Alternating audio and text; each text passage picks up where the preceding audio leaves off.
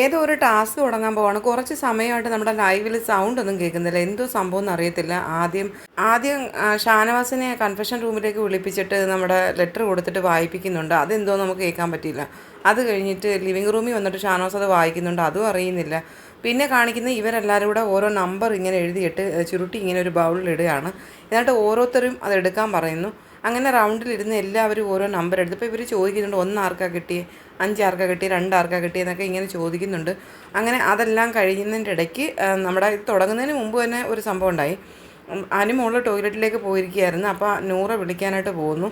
ആതിര പറയുന്നുണ്ട് അനുവും കൂടെ വരട്ടെ എന്നിട്ട് തുടങ്ങിയാൽ മതി, അല്ലെങ്കിൽ പിന്നെ അതിന് കരയും. അപ്പോൾ ഈ സാബുമാൻ പറയുകയാണേ, ഇനി അത് നീ ഒരു പ്രശ്നമാവണ്ട, അല്ലെങ്കിൽ പിന്നെ അല്ലാതെ തന്നെ ഇവിടെ പ്രശ്നമാണെന്നൊക്കെ പറയുന്നുണ്ട്. എന്തെങ്കിലും ഒരു ഡയലോഗ് ഇവർക്ക് പറയാതിരിക്കാൻ പറ്റുന്നില്ല എന്നുള്ളതാണ് ഒരാളെപ്പറ്റി. അത് കഴിഞ്ഞിട്ട് എല്ലാവരും ഇങ്ങനെ ഇരുന്നപ്പം അനുമോൾ എന്തോന്നറിയാം, ആദ്യം ഈ അക്ബർ ഇരിക്കുന്ന സൈഡിലായിരുന്നു ഇരുന്നിരുന്നത്. അപ്പോൾ എല്ലാവരും ലിവിങ് റൂമിൽ വന്ന് ഇരിക്കണമെന്ന് ബിഗ് ബോസിൻ്റെ അനൗൺസ് വീണ്ടും വരുന്നുണ്ട്. അപ്പോൾ അനുമോൾ അവിടെ ഇരുന്നെടുത്തുനിന്ന് അനീഷിൻ്റെ അടുത്തേക്ക് പോവുകയാണ്. ഉടനെ ഈ ആദില പറയുകയാണ്, അനീഷേട്ടൻ്റെ മടി കയറി ഇരിക്കല്ലേ. എന്തൊരു ചൊറിച്ചിലിൻ്റെ അസുഖമാണെന്ന് നോക്കിയേ ഇതിനൊക്കെ. വെറുതെ ഓരോന്ന് അടിച്ചു വിടുക ഡയലോഗുകൾ.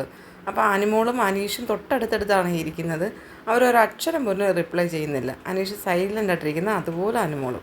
ഏറ്റവും അവസാനമാണ് നമ്മുടെ നെവിൻ വന്നിട്ട് ലിവിങ് റൂമിലിരുന്ന്. അപ്പോൾ ഉടനെ പറയണേ, എനിക്ക് അറിയണ്ട ആരാ ആദ്യം പോണേന്നൊന്നും, എനിക്ക് കിച്ചണിൽ കുറച്ച് ജോലിയുണ്ട്, ഭയങ്കര ജാടയിൽ. അപ്പോൾ അക്ബർ പറയാണ്, കിച്ചണിൽ ജോലിയുണ്ടെന്നോ, നീ ആ വെസല കഴി വെക്കണം, കിച്ചണിലേക്ക് കയറാൻ വരട്ടെ എന്ന് പറയുന്നുണ്ട് അക്ബർ.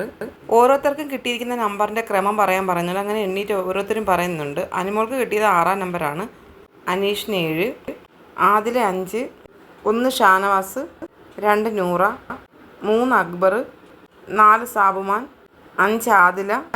നെവിന് മാത്രം നമ്പറും ഇല്ല, ഒന്നുമില്ല. അത് അങ്ങനൊരു സാധനം. അനുമോളെ അനീഷിനെ ചൂണ്ടിക്കൊണ്ട് ആദില വീണ്ടും ചൊറിയുന്നു. ഷാനവാസ്ക്ക് അങ്ങോട്ട് നോക്കിയേ, ഈ സീസണിലെ ഏട്ടനും അനിയത്തിയും.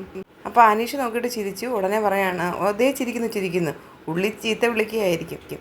നമ്മുടെ നെവിൻ അവിടെ നിന്നുണ്ട് അനുമോളെന്ന് വിളിക്കുന്നുണ്ട്. അപ്പം ഉടനെ ആദില പറയാണ്, അനുമോൾ വേറെ ആരുടെയല്ല, അനീഷേട്ടൻ്റെയാണ്. അനീഷ് അനുമോൾ, അനുമോൾ അനീഷ്. A+A = അനുമോൾ അനീഷ്.